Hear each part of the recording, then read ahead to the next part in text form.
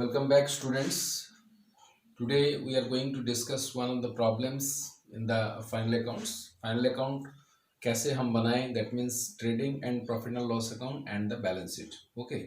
तो सबसे पहले एक प्रॉब्लम हम ले रहे हैं. अर्लियर हम लोग डिस्कस किए से through different modes, not with the YouTube that how to prepare the trading and profit and loss account. But now we shall be dealing with the trading and profit and loss account by taking one problem. So let us take one problem that is question number 20 of TS Scribble. Question number 20 of page number 18.67. Okay, so let us see the problem. That in this problem the trial balance is not given directly. Trial balance जो है वो directly यहाँ पर नहीं है. That means data has been given to you.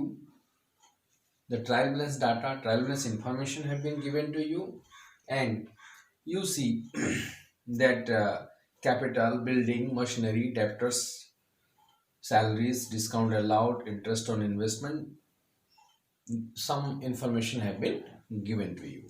So अभी हम लोग क्या करेंगे, trading and profit and loss account को पहले हम बनाएंगे. तो when we take trading and profit and loss account, आपको पता है पहले से हमको क्या करना है, और वो फॉर्मूले जो फर्स्ट हम लोग शुरुआत में किए थे, दैट इज जब बिगिनिंग में हम लोग पढ़े थे इनिशियल्स, दैट इज पीरियड्स में, that is he what is cost of goods sold. Cost of goods sold, that means हम लोग जो ग्रॉस प्रॉफिट और नेट प्रॉफिट है ये पहले से हम लोग निकाल चुके हैं, ठीक है, but in a different way. Okay, so cost of goods sold is equal to opening stock plus purchase plus direct expense. I am writing the short form. Direct expense minus closing stock. Okay, so you see that this direct expenses are taken to the trading and profit and loss account to find out the gross profit. That means, और जब gross profit हम लोग निकालते थे, gross profit is equal to net sales. Net sales means net sales minus cost of goods sold. I am writing CG for cost of goods sold. ठीक है, तो यहाँ यही चीज को मतलब यहाँ रिफ्लेक्ट कराना है. ओके, और क्लोजिंग एंट्रीज समझाया गया था. थ्रू क्लोजिंग एंट्रीज हम लोग ये करते हैं. ये क्लोजिंग एंट्रीज हैं. क्लोजिंग एंट्री के through trading and PL account होता है. दैट मीन्स दोज जो कि आपका बेसिकली टेम्पररी अकाउंट्स होता है वो सब इधर आ जाता है. That is trading and profit and loss account में, और हम लोग अकाउंट को क्लोज करते हैं to find out the gross profit और द ग्रॉस लॉस. ठीक है, तो नाउ यू सी दैट ये cost of goods sold, cost of goods sold opening stock plus purchase plus direct expenses and closing stock. तो यही चीज को हमको यहाँ से दैट इज क्वेश्चन से देखना है. और ये first you will take the opening stock. Trading and profit and loss account has two parts. That is one is trading part, another is PL account part. Okay, so trading part में GP निकलेगा, gross profit, and आपका PL account में that is gross net profit निकलेगा. हो सकता है net loss भी हो, इधर भी हो सकता है ग्रॉस लॉस भी हो सकता है. ओके, तो there are different possibilities are there. It depends on the expenditures, that is the amount of expenditure. अगर अमाउंट ऑफ एक्सपेंडिचर ज़्यादा हो जाता है हमारे इनकम से तो वहाँ पर लॉस हो जाएगा. ठीक है, तो पहले आपको क्या करना है, सबसे पहले ओपनिंग स्टॉक. ये ध्यान दीजिएगा कि यहाँ पर हम जो है ओपनिंग स्टॉक को फर्स्ट लेना है. तो cost of goods sold and GP ये दोनों फॉर्मूले से ही यहाँ पर आपका रिफ्लेक्शंस यहाँ पर ट्रेडिंग एंड पीएल अकाउंट हो जाता है. And also you know the closing entries. So opening stock 1,65,000. You can see the question. Purchases also net purchase. यहाँ पर हमने जो परचेज लिखा है ये भी नेट परचेज ही है. ठीक है, तो नेट परचेज हम लिखेंगे 4,68,500 as given in the books. Return outward, that means purchase return को हमको माइनस कर देना है। क्लोजिंग एंट्रीज में क्या होता है कि ये परचेज रिटर्न जो है दैट इज हम यहाँ डेबिट में माइनस कर रहे हैं तो यहाँ क्रेडिट में लिख सकते हैं, but that is not a practice. Common practice is that so we are going to deduct the return outward. That means return outward means purchase return. ठीक है, उसको हम माइनस कर देते हैं। एंड लाइक वाइज सेल्स से ही sales return को माइनस किया जाता है। Return inward means sales return है। Okay, now you have to find out the you have to identify the direct expenses. What are the direct expenses here? और direct expenses होता क्या है? Direct expenses जो trading business में goods को जब हम लाते हैं बिजनेस तक, जितना खर्चा होता है वहां तक का हम उसको कहते हैं डायरेक्ट एक्सपेंसेस। तो wages and carriage inward, carriage inward यहाँ पर सिर्फ दो ही हमारे पास दो डायरेक्ट एक्सपेंस है, that is wages and carriage inward. ये दोनों को हमने एंटर करा दिया। ठीक है, इसके बाद इधर आपको लेना है क्लोजिंग स्टॉक। जो आप माइनस करते हैं क्लोजिंग स्टॉक को वो आ जाएगा।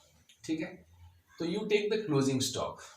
क्लोजिंग स्टॉक यहाँ पर इसलिए जाएगा क्योंकि क्लोजिंग स्टॉक हम जो है that is we are not going to, that means it is unsold stock at the end of the year, है ना। At the end of the year it is the unsold stock, we have not sold it. Now sales, sales हमको ये लेना है credit side में because it is income. So sales return को minus करके ये नेट वैल्यू आपको लेना है।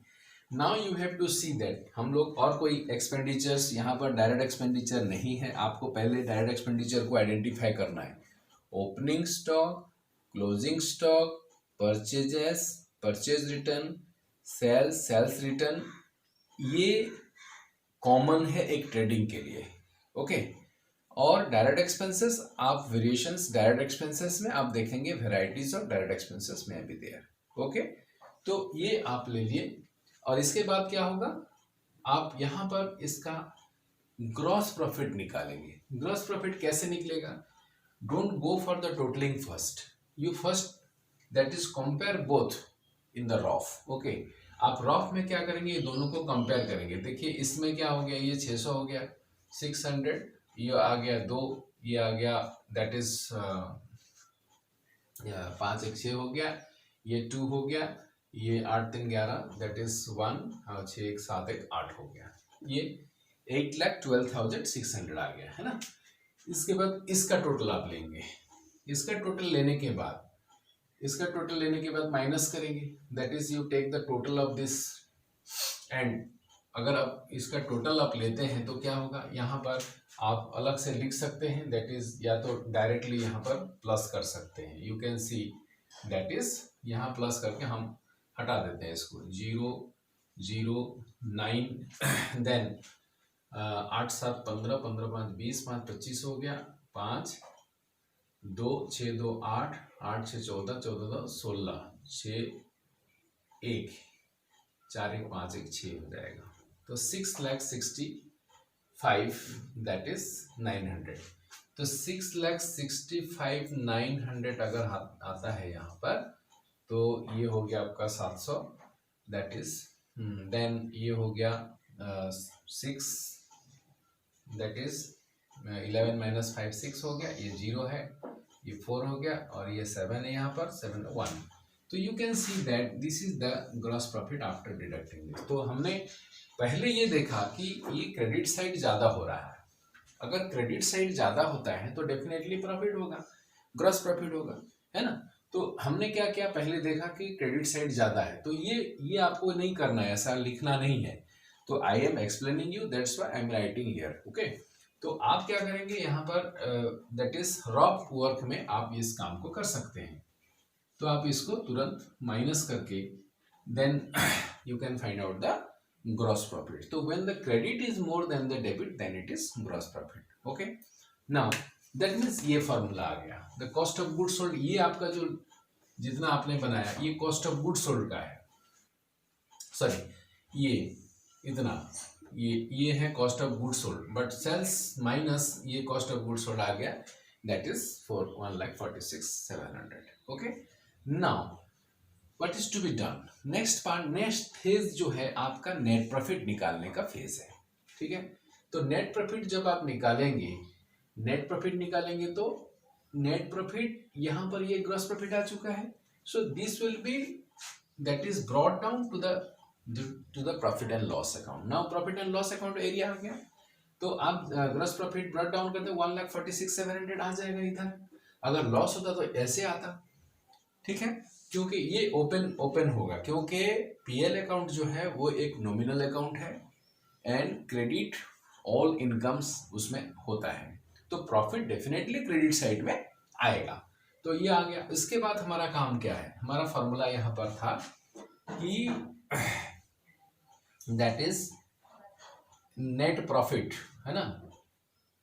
नेट प्रॉफिट कैसे निकलेगा, तो gross profit minus, that is gross profit minus gross profit plus आप क्या करेंगे, इनडायरेक्ट इनकम्स, ठीक है। जितने इनडायरेक्ट इनकम्स हैं, इनडायरेक्ट इनकम्स, और यहां पर आपका indirect that is minus indirect expenses and losses, ये आता है। But you see indirect incomes बहुत कम होते हैं, ज्यादा नहीं होते, है ना, ज्यादा नहीं होते हैं, क्योंकि हमारा मेन इनकम डायरेक्ट इनकम्स कौन है, ये है।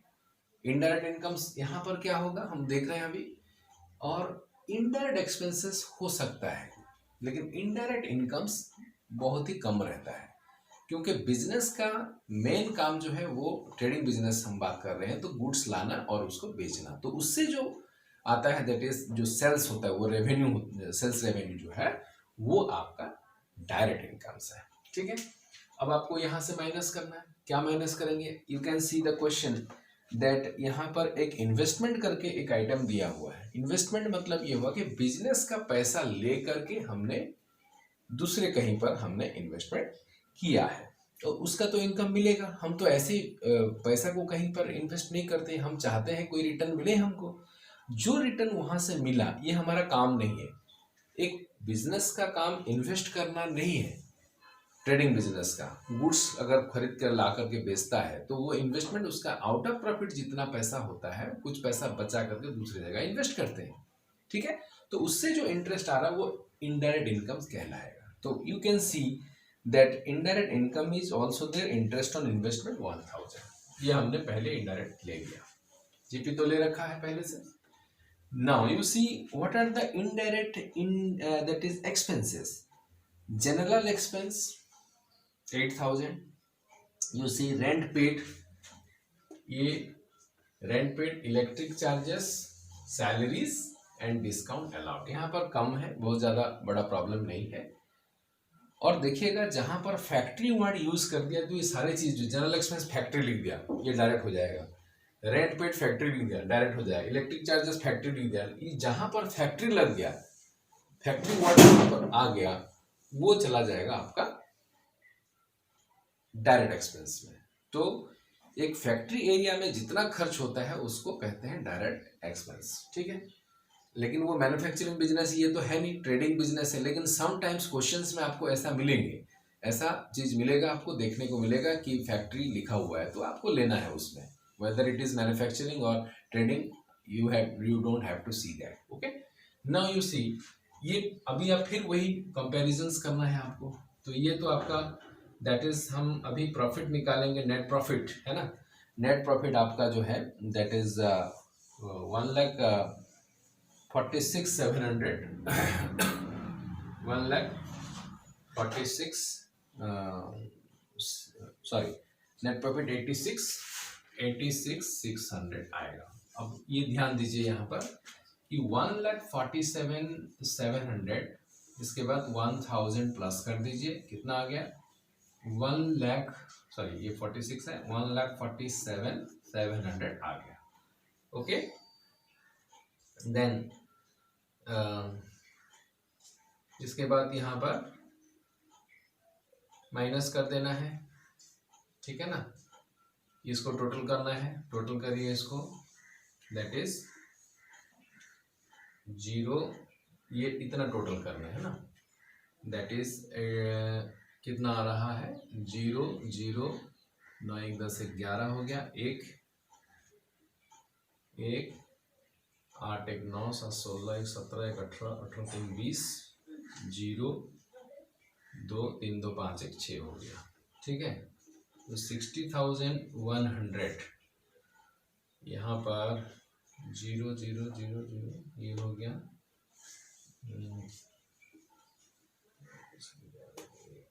8 7 15 9 10 8 1 9 7 16 17 18 3 21 21 1 2 3 2 5 1 6 हो गया। सो 61,100 आ गया। तो ये हो गया 600, ये हो गया 6 और 14 से 6 जाएगा तो 8, 86,600 आपका आ गया पीएल। ओके।